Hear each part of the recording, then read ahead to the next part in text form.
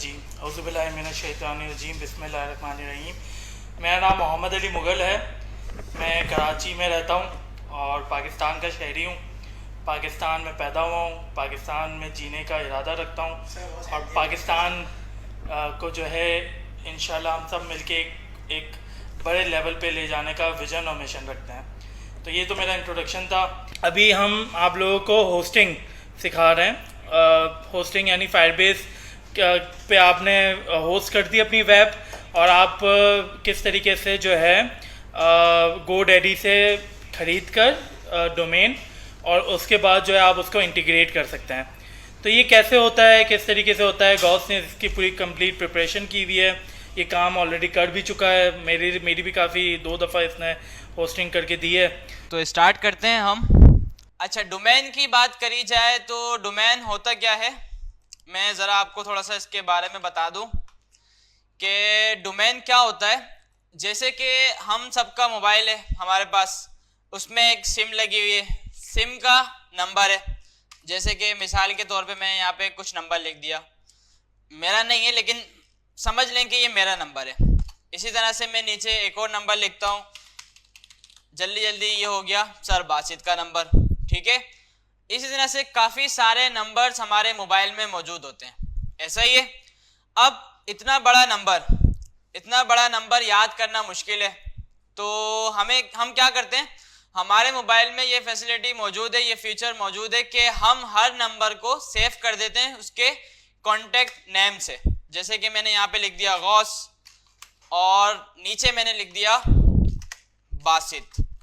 तो इससे हमें पता चल गया कि जब मैं फ़ोन में गौस को क्लिक करके कॉल करूँगा तो कॉल लग जाएगी इस नंबर के ऊपर।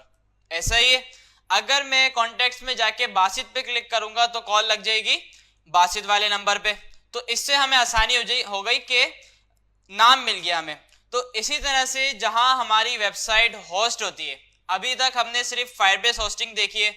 आप लोग ये नहीं समझिएगा कि इंटरनेट की दुनिया में सिर्फ फायरबेस के ऊपर ही हम होस्टिंग कर सकते हैं, ऐसा बिल्कुल नहीं है। होस्टिंग के सर्वर काफ़ी सारे मौजूद हैं, बड़े बड़े सर्वर हैं, काफ़ी सारे मौजूद हैं। फायरबेस हमने इस वजह से आपको सिखाया, सिंपल है, इजी है और फ्री भी है, इस वजह से फायरबेस होस्टिंग हमने आपको सिखाई। अच्छा, अब कुछ क्वेश्चन ऐसे भी थे मेरे पास कि सर अब क्लाइंट ने वेबसाइट मांगी है, अब मैं उसको होस्टिंग किसके ऊपर करके दूँ।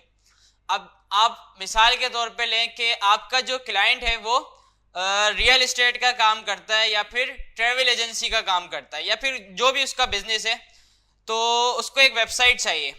और अगर वो आपको बोलता है कि ये वेबसाइट स्टैटिक होगी, सिर्फ मेरा कंटेंट उसके अंदर शो कराना होगा और मेरी कुछ इन्फॉर्मेशन उसमें लगानी होगी, पैकेज वगैरह, और इसके अलावा उसको कुछ नहीं चाहिए, ना उसको ईमेल अकाउंट चाहिए और ना उसको ऑनलाइन कोई फाइल मैनेजर वगैरह चाहिए, कुछ भी नहीं चाहिए, सिर्फ एक स्टैटिक वेबसाइट चाहिए। तो आप क्या करेंगे, सिंपल उसकी वेबसाइट आप बनाएंगे HTML CSS के ऊपर और फायरबेस होस्टिंग के ऊपर इसको डिप्लॉय करके अपने डोमेन के साथ कनेक्ट कर देंगे। लेकिन अगर अच्छा ईमेल अकाउंट्स की मैं किसकी बात कर रहा हूँ, अगर कोई किसी को इसमें कंफ्यूजन हो तो ईमेल अकाउंट की बात कर रहा हूँ। जैसे कि मेरा एक डोमेन है gaussahmed.com, ठीक है। अब उसका एक ईमेल अकाउंट में बना सकता हूं, जैसे कि मैंने लिखा hello@gaussahmed.com, ये एक ईमेल है। ये ईमेल किस चीज़ की है, मेरे डोमेन की, ठीक है। मेरा डोमेन किस नाम से, gaussahmed.com के नाम से, और मैंने इसमें ईमेल बनाई हुई है hello@gaussahmed.com। तो काफ़ी सारे बिजनेस ऐसे होते हैं बड़े बड़े कि वो बोलते हैं कि हमें ईमेल अकाउंट्स भी चाहिए और होस्टिंग सर्वर भी हमें लाजमी चाहिए। जैसे कि वो बोलते हैं कि जो आप हमारी वेबसाइट बनाओ उसके जो सर्वर का यूज़र नेम पासवर्ड है वो हमें चाहिए। तो उसके लिए फायरबेस से आपका काम नहीं होगा, उसके लिए आपका काम होगा cPanel से, और उसके लिए आपको होस्टिंग परचेज करना पड़ेगी।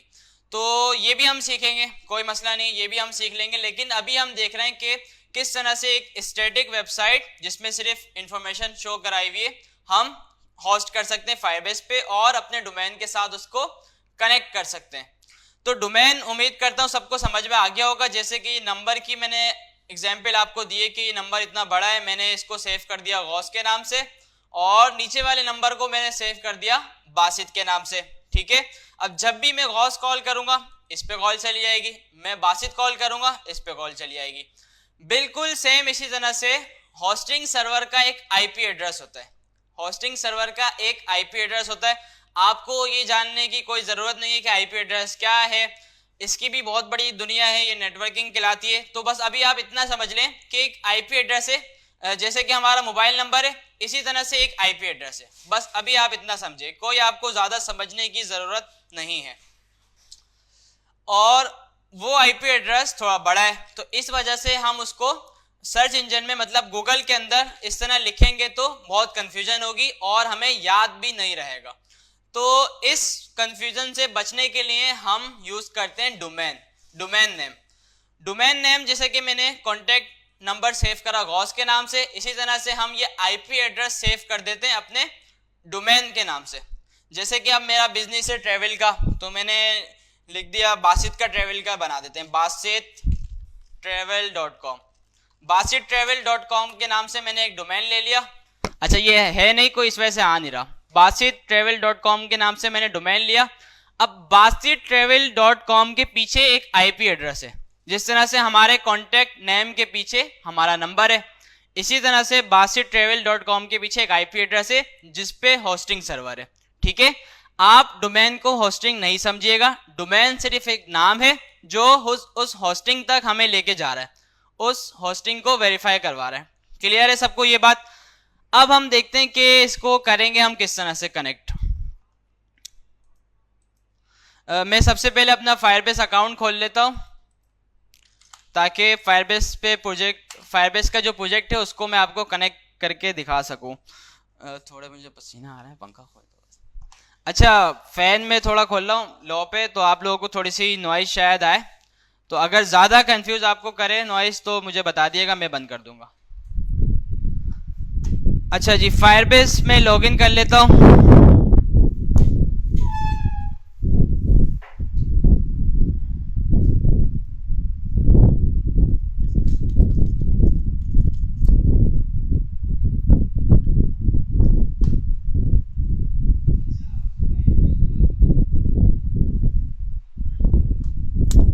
अच्छा जी, ये मेरा कंसोल मैंने खोल लिया। मेरे पास काफ़ी सारे प्रोजेक्ट्स यहाँ पे बने हुए हैं। एक मेरा प्रैक्टिस के नाम से बना हुआ है, एक मेरा इनसाइड लुक के नाम से बना हुआ है। तो कोई भी मैं समझाने के लिए खोल लेता हूँ। प्रैक्टिस के नाम से एक मैंने प्रोजेक्ट बनाया हुआ है और इस पर मैंने एक वेबसाइट होस्ट करी हुई है। तो मैं आपको दिखा भी देता हूँ कि इस लिंक पे एक वेबसाइट मेरी जो है वो होस्ट है।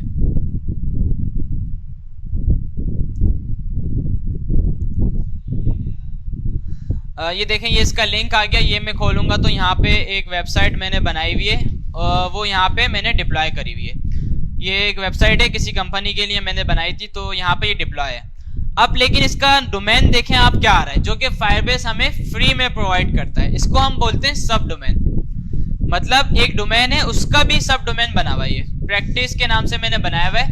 अब ये जो डोमेन है इसके पीछे भी एक आईपी एड्रेस है। अब हम ये चाहते हैं कि इस डोमेन को हटा के हम अपनी मर्जी का नाम इसके ऊपर लगाएं, जो कि डोमेन नेम है। ठीक है जी। अच्छा, अब आप लोग ये भी पूछेंगे कि डोमेन खरीदे कहाँ से। अच्छा, GoDaddy का सर ने आपको इस वजह से बता दिया था कि GoDaddy पे आप आसानी से बिल्कुल चीप प्राइस में अच्छा डोमेन खरीद सकते हैं। तो मैं जाता हूँ GoDaddy पे। ठीक है जी, GoDaddy पे मैं आ गया। अच्छा, ये जरूरी नहीं कि आपको डोमेन GoDaddy से ही खरीदना पड़ेगा, ये जरूरी नहीं। डोमेन के लिए काफी सारी वेबसाइट्स हैं और होस्टिंग के लिए भी काफी सारी वेबसाइट्स हैं। तो अगर आपको यहाँ पे आपका डोमेन नहीं मिल रहा हो, कुछ ऐसे डोमेन होते हैं जो यहाँ पे अगर आपको ना मिले तो आप किसी और वेबसाइट से भी खरीद सकते हैं। जैसा कि एक और फेमस वेबसाइट है होस्टर के नाम से।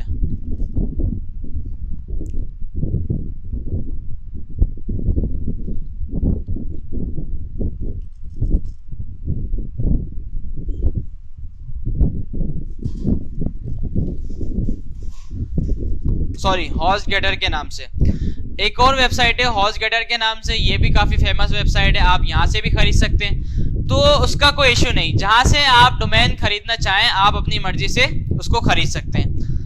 अब तरीका क्या है, आप जैसी वेबसाइट के ऊपर आए यहाँ पे लिखा हुआ है फाइंड योर परफेक्ट डोमेन, तो मैं इसके अंदर लिखता हूँ मुझे चाहिए ghausahmed.com, तो मैंने यहाँ पे लिखा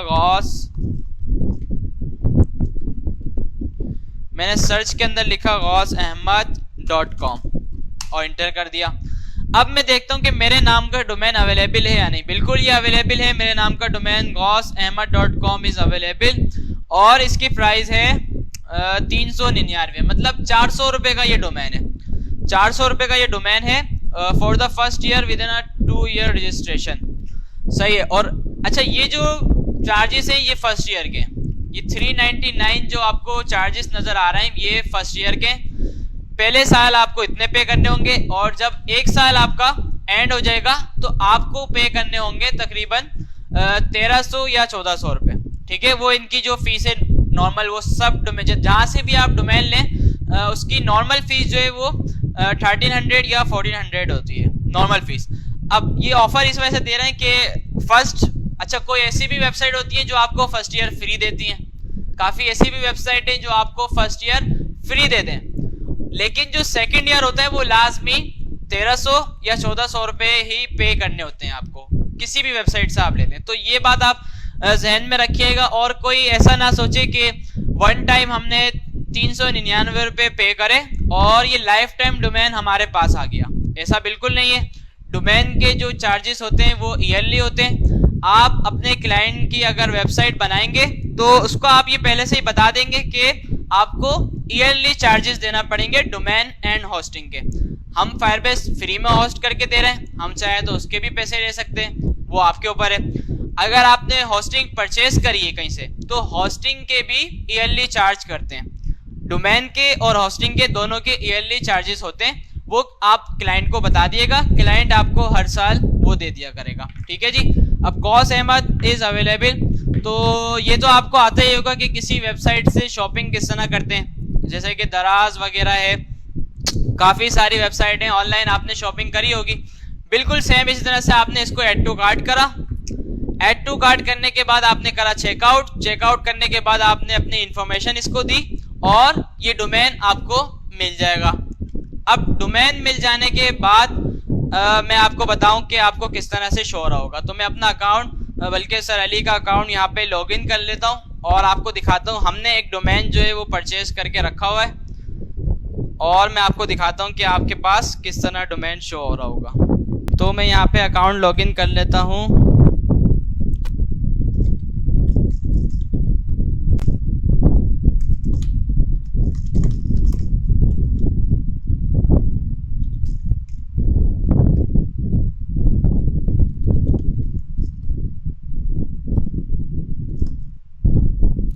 अच्छा जी, यहाँ पे मेरा अकाउंट लॉगिन हो चुका है और ऊपर वाली टैब में आप लोग अगर देखें तो यहाँ पे लिखा हुआ आ रहा है माय प्रोडक्ट्स। माय प्रोडक्ट्स के अंदर आपको नीचे आपके 2 प्रोडक्ट्स नजर आ रहे हैं, 2 डोमेन यहाँ से सर ने लिए हुए, जो कि एक ये वाला है और एक ये वाला है, और डोमेन्स नेम नीचे भी आ रहे हैं, ये ऑल प्रोडक्ट्स एंड सर्विसेज। आप ऑल माय प्रोडक्ट्स के अंदर आएंगे, माय प्रोडक्ट्स के अंदर आने के बाद आप नीचे आ जाएंगे, यहाँ पे ऑल प्रोडक्ट्स एंड सर्विसेज लिखा हुआ है। अच्छा, एक कुछ कमेंट आ रहे हैं कि किसी का 7K आ रहा है और किसी का 8 लाख भी आ रहा है, तो ऐसा भी है, ऐसा भी हो सकता है। अगर आप GoDaddy पे जाके लिखेंगे google.com तो वो तो पता नहीं कितने करोड़ों में आएगा, बल्कि होगा ही नहीं। तो इस तरह के जो डोमेन होते हैं वो काफ़ी एक्सपेंसिव होते हैं। अगर आपको 4 से 5 लेटर का डोमेन चाहिए, जैसे कि star.com, basit.com, fbpakistan.com, इस तरह का अगर आप फेमस डोमेन लेंगे तो वो बहुत महंगा होगा। गुल अहमद का आप डोमेन ले लें, ऐसे इसमें भी काफ़ी सारी लोगों की पॉलिसीज होती हैं कि वो पहले से ही डोमेन खरीद लेते हैं ताकि बाद में हम उसको महंगा करके बेचें।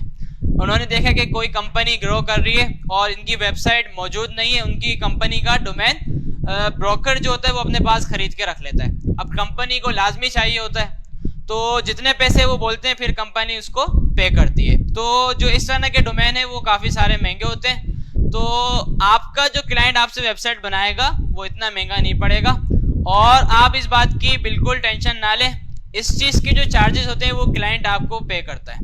जितने भी आप क्लाइंट को चार्जेस बोलेंगे कि ये डोमेन के चार्जेस हैं और ये होस्टिंग के चार्जेस हैं, वो आपको पे करेगा।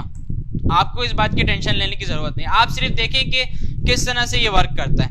तो मैं आ गया ऑल प्रोडक्ट्स एंड सर्विसेज, और यहाँ पे एक ऑप्शन दिया हुआ है इसने DNS, ये आपको नजर आ रहा होगा। यहाँ पे एक ऑप्शन है DNS। DNS का मतलब है domain name system. Domain name system, domain name system ऐसा समझ लें कि जैसे कि आपकी मोबाइल में कॉन्टैक्ट लिस्ट होती है, उसके अंदर आपने सारे नंबर्स लिखे हुए होते हैं, कौन सा नंबर किसका है। इसी तरह से इसके अंदर आपकी जो IP एड्रेस है उसकी लिस्ट पड़ी हुई होती है। जैसे कि फायरबेस आपको एक वेरिफिकेशन देता है, उसकी लिस्ट होती है, तो DNS यहाँ पे मौजूद है। अच्छा, एक बात मैं आपको और बताऊं कि हर वेबसाइट DNS का ऑप्शन नहीं देती। जब आप डोमेन परचेज करें तो उसकी डिटेल आप पढ़ लें कि वो वेबसाइट DNS का ऑप्शन दे रही है या नहीं। अच्छा, DNS आपको कब चाहिए होगा? जब आप फायरबेस से कनेक्ट करेंगे, अपने डोमेन को फायरबेस होस्टिंग या किसी और फ्री होस्टिंग से कनेक्ट करेंगे तो आपको DNS चाहिए होगा। अब कुछ ऐसे भी पाकिस्तानी, जैसे आप पाकिस्तान में भी काफ़ी ऐसी वेबसाइट्स हैं जो आपको डोमेन एंड होस्टिंग प्रोवाइड करती हैं, तो वो आपको DNS प्रोवाइड नहीं करती। क्यों प्रोवाइड नहीं करती? वो कहते हैं कि डोमेन हमसे लिया है तो होस्टिंग भी हमसे लो, डोमेन हमसे लिया होस्टिंग भी हमसे लो, और हम आपको डोमेन और होस्टिंग कनेक्ट करके दे देंगे, वो ये बोलते हैं। तो आप ये चीज़ लाजमी देखिएगा कि जो आप डोमेन ले रहे हैं उसमें DNS का ऑप्शन होना चाहिए। अब मैं आ जाता हूँ फायरबेस के ऊपर। फायरबेस पे मैं आ गया, मैं होस्टिंग वाली टैब में आ गया। होस्टिंग वाले टैब में आने के बाद यहाँ पे आपको नजर आ रहा होगा डोमेन, और इसके नीचे दो डोमेन आ रहे हैं जो कि फायरबेस के डिफॉल्ट डोमेन है। एक है practice.web.app, ये फायरबेस का अपना डोमेन है, और एक है practice.firebase.app.com, ये एक फायरबेस का अपना डोमेन है। ठीक है जी, ये जो दो डोमेन है ये फायरबेस के अपने हैं। और यहाँ पे एक बटन आपको नजर आ रहा होगा, add custom domain. Add custom domain, ये आपको बटन दिख रहा होगा, ऐड कस्टम डोमेन। आपने इस पे क्लिक करना है तो इस तरह का ये पॉपअप आपके पास खुल जाएगा, और ये आपको बोल क्या रहा है कि enter the exact domain name you want people to see when they visit your site. ठीक है, it can be a domain, your domain name और अ सब डोमेन। ठीक है, अब ये बोल रहा है कि आपका जो डोमेन है जो आपने खरीदा है, जैसे कि GoDaddy से हमने एक डोमेन खरीदा है जिसका नाम है jawanpakistan.com। ये काफ़ी अच्छा डोमेन सर ने खरीदा हुआ है। सर ने भी तकरीबन ये खरीदा होगा 1000-2000 का, और आज इसकी कीमत होगी तकरीबन 4 से 5 लाख रुपए, क्योंकि काफ़ी अच्छा डोमेन सर ने टाइम पे खरीद लिया है, पहले से खरीद लिया है, तो इसकी कीमत भी 4 से 5 लाख रुपए आज होगी। तो कोई भी खरीदना चाहे तो कांटेक्ट कर सकते हैं, 5 लाख रुपए का हम बेच रहे हैं। तो ये डोमेन हमने लिया हुआ है, तो jawanpakistan.com, मैं इसको कॉपी कर लेता हूँ। मैंने इसको कॉपी करा, और फायरबेस ने जो मुझे ऑप्शन दिया था मैंने उसके अंदर इसको पेस्ट कर दिया। ठीक है, इसने नीचे पूछा रिडायरेक्ट, नहीं, रिडायरेक्ट पे मुझे चेक नहीं लगाना, मुझे यही वाला डोमेन ऐड करना है। आप चाहें तो www भी ऐड कर सकते हैं, www.jawanpakistan.com। मैंने यहाँ पे ये ऐड कर दिया और कंटिन्यू कर दिया। जैसे ही मैंने कंटिन्यू करा, अपना डोमेन नेम लिख के मैंने कंटिन्यू करा, और इसने मुझे ऑप्शन दे दिया। अच्छा, इसने ये अभी एक ऑप्शन मुझे गलत दिया है, मैं देख लेता हूँ। DNS में मेरे पास शायद पहले से ही वेरिफिकेशन ऐड है।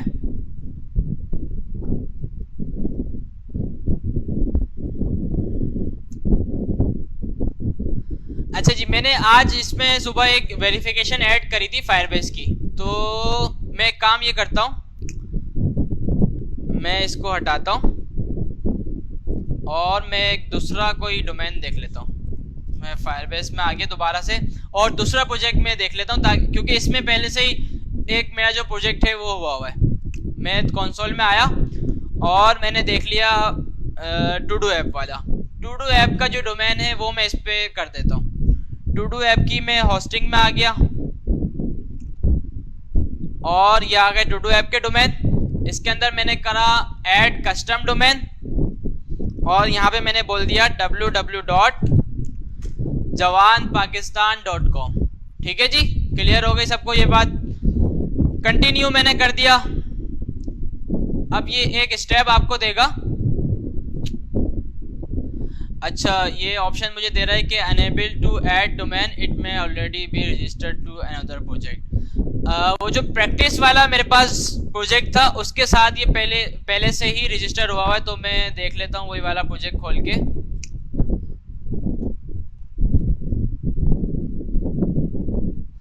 हाँ ये रहा, मैं इसको यहाँ से डिलीट कर देता हूँ। डिलीट डोमेन मैंने इसको यहाँ से कर दिया और टू डू ऐप में अब मैं जाके ऐड करता हूँ दोबारा से।